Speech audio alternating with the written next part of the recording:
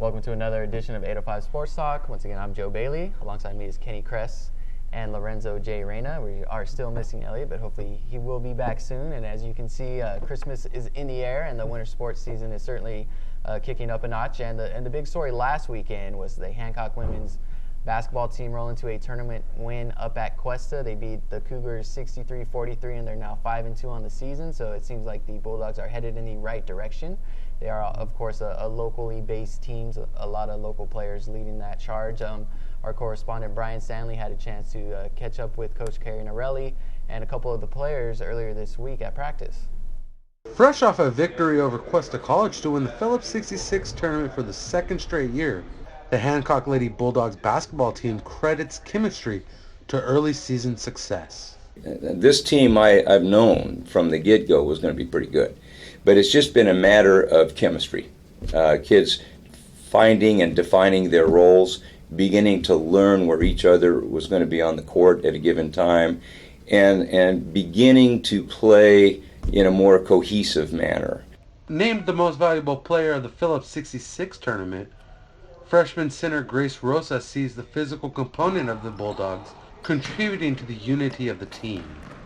Like Coach has talked about, we have a lot of great players and great pieces, and we're all finally connecting on court, and we just have a lot of great variables to our team. We have size, we have speed, we have athleticism, and we're just a very versatile team. Having a roster with 8 freshmen, Pioneer Valley High School graduate Carly Byers feels the support of team veterans have helped the Lady Bulldogs come together as one team. They took us under their wing and were really helpful. They weren't, how you never know if the older girls are going to be there or not, but they were amazing to us. We all clicked right away, and it's built on and off the court. Jumping out to a 5-2 record to start the season, the Lady Bulldogs defense has held opponents to an average of 43 points per game, while Hancock has created plenty of scoring opportunities with 39 rebounds a game. Well, everything that we start with revolves around our defense. Our defense is the centerpiece of what we do, and our offense feeds off of our defense. With defense being an important part of Coach Norelli's game plan, Byers says that defense is the #1 rule when it comes to practice. That's our #1 rule is defense. That comes first. So that's probably what we work on most, boxing out, moving our feet, steals, and that all leads to, that's what creates offense. So that's what we really emphasize on our team. With a strong defense comes the Lady Bulldogs' balanced offense, scoring 57 points a game with an average of 17 assists and 3 freshmen averaging 10-plus points per game. The team is well balanced, and we've got good inside game, especially between Naomi and Grace. They work as a team within a team. And then our guards, you can't concentrate on one person because all of our guards can score, and then you can bring a person off the bench like Carly Byers, who is a dead-eye shooter. Playing an important role off the bench, Byers is one of the Bulldogs' leading scorers this season, posting 11.9 points per game. Well, that's one reason why I think we're so good. We have so many components, so many different players who can score, so if one's not on, the other one's always on. Joining Byers as the Lady Bulldogs' leading points getter, Rosa believes that team unity is a key factor to the offensive scoring success. We play for each other, so we don't mind giving up the ball for a better shot. We always talk about that, not taking a shot just because it's good, but passing it up for a better one. Hancock will host Barstow, LA Harbor, and Cuesta College in the Lady Bulldog Tournament this weekend at Joe White Memorial Gymnasium. The Bulldogs will face Barstow Friday night at 7 p.m. For 805 Sports Talk, Brian Stanley reporting. So we know that the Bulldogs are on a roll, and they host a tournament this weekend, a little 14 tournament. But we also love our girls basketball, and Kenny and Lorenzo, you had a chance to see the Lompoc and Cabrillo girls play at the Bryan Ayer Classic last week. Kind of break those teams down for us, Lorenzo. How is Cabrillo and Lompoc looking? You saw the Braves, beat Santa Barbara. How do you think those teams are looking? They're the defending, co-champs in that league in the LPL. They're looking like they're in very good shape now. I'll start with Lompoc. Claudia Terrones wants to go with more of a run and gun approach, sort of like what the Showtime Lakers were. Well, Unfortunately, I kind of saw that their offense wasn't in sync, but they made up for it from a defensive standpoint. So I was really impressed with what they were able to do defensively, especially with names like Siobhan Garrett and Cheyenne Marmolejo. Cabrillo, though, right out of the blue, I mean, they just came out with their heads on fire and just was grabbing rebounds, forcing turnovers. I mean, Cabrillo, to me, looked like the more complete team in this tournament now. It is still early in the season, but I can already tell that these two teams are already buying into what the coaches, Claudia Tarones and Jared McKeon, want to do moving forward. Now, Kenny, you're usually a Pac-8 kind of LPL team over here in the Santa Maria Valley, but you did have a chance to go over there, and I think you're pretty much an expert in girls basketball in the area. What do you think of Cabrillo? You got to see them take care of business against Santa Barbara. You think they're going to be one of the top teams in the area and the top team in the LPL? I think one of the top teams in the area. I think definitely top of the LPL. It's hard to tell. I have not seen Lompoc yet. I haven't seen any other teams who might contend yet. At this point in the season, Cabrillo's defense looked ahead of its offense by a clear margin, but that's very typical, I would say, especially for this time of the season. Cabrillo outscored Santa Barbara 16-1 in the first quarter. Cabrillo's points output declined a bit every quarter, but that's deceptive. Jared McKeon wanted to give a lot of his players experience, and I think at least at one time in the fourth quarter he had all of his starting five out, and he even said afterward they fell out of rhythm, and he eventually put all of his starters back in. So their offense was hard to judge based on that one game. I think they do have players who can shoot. Erin Jenkins is a proven scorer. Devin McKeon has proven she can hit the outside shot. So, yes, I think they'll definitely be a force to be reckoned with. I think they're fully capable of making a deep playoff run again. Yeah, and it still is preseason, so we haven't had a chance to see all the teams yet. And luckily there are a couple tournaments in the area, not too many. So, and I think the St. Joseph boys haven't even played a game yet. They'll start at the Mission Prep Christmas Classic, but we will have some LPL games next week. So basketball season is definitely heating up. And we talked about last week that yes, our football season is done. We will not be covering any more football games for a while here. But we still have a lot to talk about. We've been putting together all area teams. It's always kind of fun and almost, it takes a long time to make sure you include everybody, and it's tough to pick, certain guys over other guys. But, something to talk about last week was the all-league teams that came out. Now, we had Toa, no surprise, was the LPL MVP. Sawyer May over at Arroyo Grande is that MVP. I wasn't too surprised over that. He's obviously the best player on the best team. And then Isaac Bosley from Napomo was a Northern League MVP. Lorenzo, how did you think about those three guys landing, the top awards for all the leagues? Do you think they got it right there? I definitely agree. I mean, Toa is pretty much a shoe-in. I mean, when you rush for nearly 2,000 yards, you lead your team to a 12-1 mark, and also a near upset of Corona Del Mar. I mean, you're pretty much a shoe-in. I didn't get a chance to see a lot of Sawyer May this past season because of my time with the Lompoc team, but when I see him on film, I mean, he's definitely a do-everything type and just certainly fits what Tom Goosen wants to do at Arroyo Grande. And I thought that he had a spectacular year, especially with Bosley over at Napomo, especially with leading his team into what turned out to be a very good battle for the Northern League Championship. Yes, I didn't think there were too many surprises there with those all-league selections. Nothing kind of raised my eyebrows. And I thought Sawyer May was a great choice. I looked at some of his huddle tape last week, and it was really impressive just seeing what he did this year. He was a pinpoint passer the last couple of years, starting as a sophomore as a quarterback. 20 touchdowns, usually like 1 or 2 picks. But this year they pretty much asked him to be a running back a lot of times this year, and he really carried that rushing attack. It was great to see him play the way he did, and he was called upon to do something for his team, and he kind of sacrificed his body, probably what he wanted to do to help that team succeed. So I thought it was really great to see what Sawyer May did this year. Obviously Toa, you can't really argue with that. Just such a great, tremendous player. Isaac Bosley, Coach Tony Dodge was expecting him to be MVP, and of course he is. He's the best player on the best team. Kenny, just looking at the MVPs and then, some of the all-league teams in their entirety, were you surprised at any of the selections, or did anybody get snubbed, or were you pretty happy with how everything turned out with the all-league football stuff?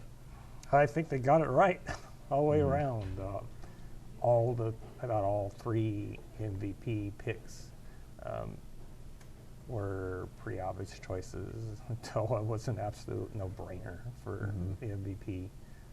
The other 2, I think, by clear margin, certainly deserved the MVP awards. Yes, I think they got it right with the top awards and the first teams in general. Yeah, I don't think you can argue with Toa winning that, but I know some people in Santa Ynez and maybe some people on that coaching staff loved what Mike McCoy did this year. Yeah. And I think there is an argument there that maybe no player was more valuable to his team than Mike McCoy this year.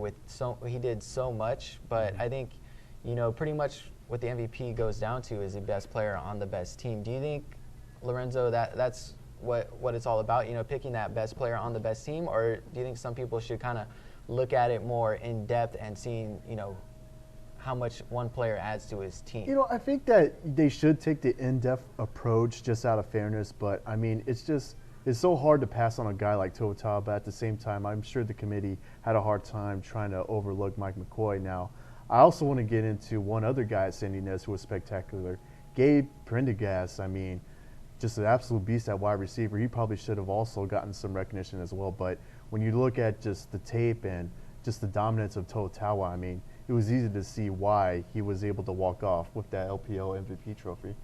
Kenny, what do you think about it? When you're making your all-area picks, do you just pick, who you think is the best player, or do you look at the value that a certain player can add to a team like Mike McCoy, who played so many different positions, adding up his stats, I think he accounted for something like 36 touchdowns, throwing them, running one back. I think he had a fumble return for a touchdown, a kick return, and stuff like that. How do you kind of look at your all-area MVP? I look at it as I generally look at it as there are some exceptions, but I generally look at it as the best player on the best team.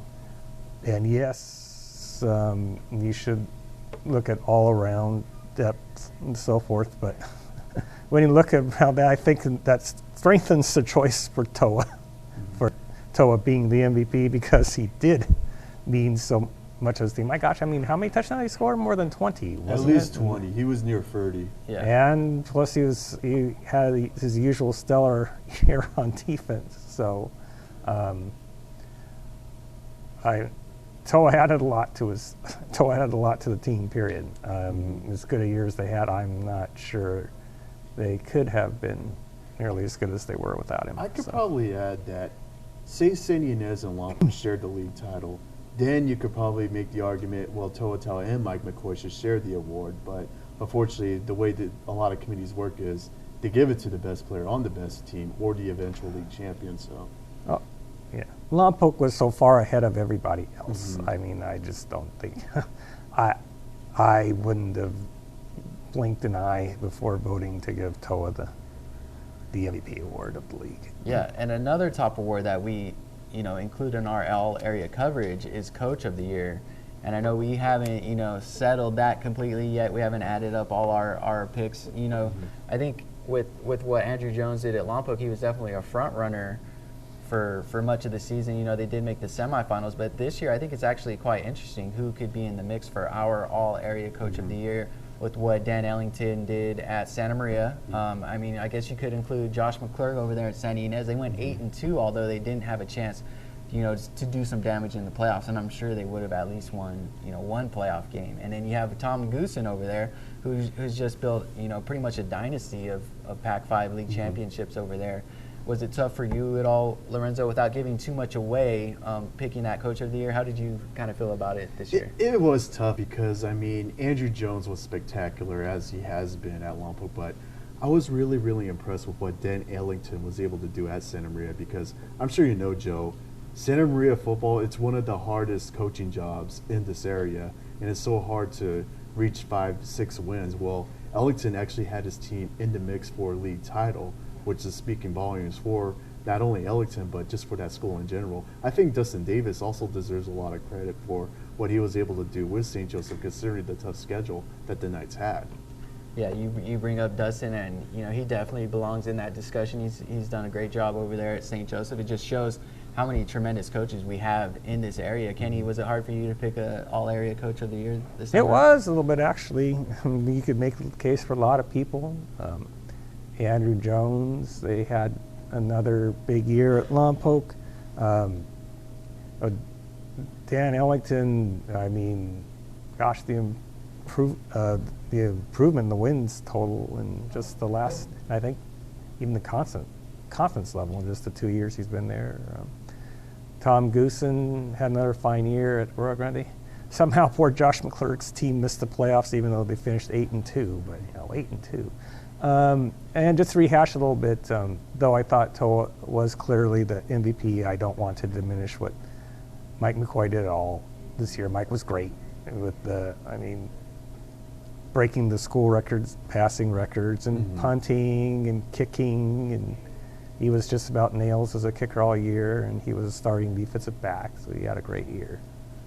Yeah, going back to McCoy real quick, just the fact that he was able to punt, field goals, extra point tries, and kickoffs is a huge testament to his ability because, talking to kickers over the years and punters, they say it's pretty much impossible for punters at the NFL level or any high level to do both jobs. They say, you have in the NFL, you'll never see a punter handling, all the kicking duties, but he was there at the high school level doing all that, playing quarterback, playing defensive back. You almost never see that.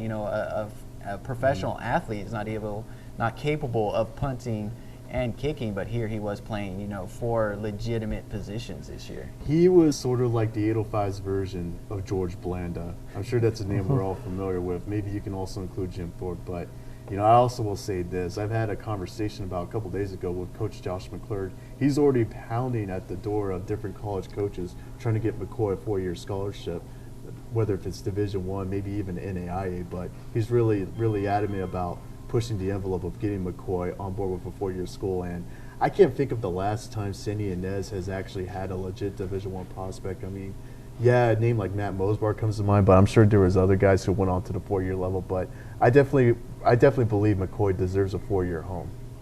Yeah, it's tough that his high school career ended, but it's going to be interesting to see, what's next for him. If he chooses to continue playing football, I'm sure he'll have an avenue to continue his career. But he's definitely had a great high school career, and his senior season was great. Still can't get over the fact that they didn't have a chance to do some work in the playoffs. But again, great season to McCoy and those Pirates overall. Definitely a testament to what they do over there in Sandy Inez. So that's all we got for this week. Keep an eye out for that all-area coverage. We're expecting it to be out, sometime next weekend. We love putting that stuff together, and I know a lot of people are interested to see who made the cut, who didn't make the cut. We have so many great athletes, great football players in this area. It's tough to put everybody in there and everybody on the first team, but it's a lot of fun to put together. So definitely keep an eye out for that. We'll have some big coverage, later this week. We have Hancock women's basketball team featured on this show. They host their tournament this weekend, so we'll have that. We got the Taro Cabora tournament for Arroyo Grande boys basketball, so we got a lot of coverage planned for this weekend. Be sure to follow us online on our social media accounts, and of course every morning on the Santa Maria Times and Lompoc Record when those newspapers publish. Thank you guys for tuning in.